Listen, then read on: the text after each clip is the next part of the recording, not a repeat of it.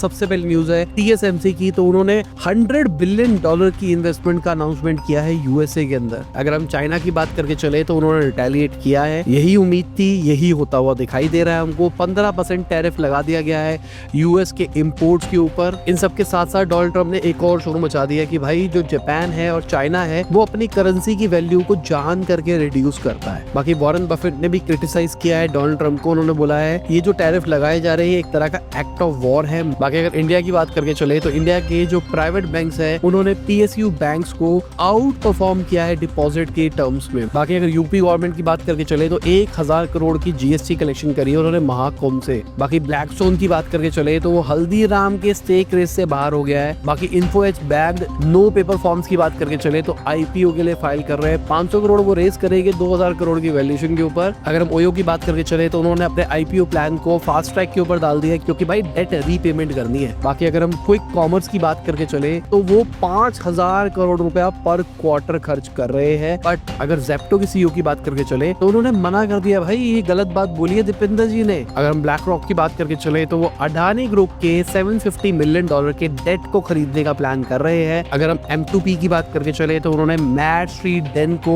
Acquire करा है 90% discount के ऊपर। बाकी एनवीडिया के जो चिप स्मगलर थे वो सिंगापुर के अंदर पकड़े जा चुके हैं। बाकी परप्लेक्सिटी वाले अपना खुद का AI फोन निकालने का सोच रहे हैं $1000 का। बाकी पाकिस्तान की बात करके चले तो उनकी इकोनॉमी बचने के चांसेस आ गए हैं। गोल्ड रिजर्व मिला है 80,000 करोड़ वर्थ का। बाकी सुप्रीम कोर्ट ने ऑर्डर किया है गवर्नमेंट को कि भाई आप जो प्राइवेट हॉस्पिटल की अनफेयर प्राइसेस है ना उसका ख्याल रखो, क्या क्या चल रहा है मार्केट के अंदर। एक तरह का ब्लैकमेल ही हो गया कि जिस तरीके से रेट बना रखे हैं।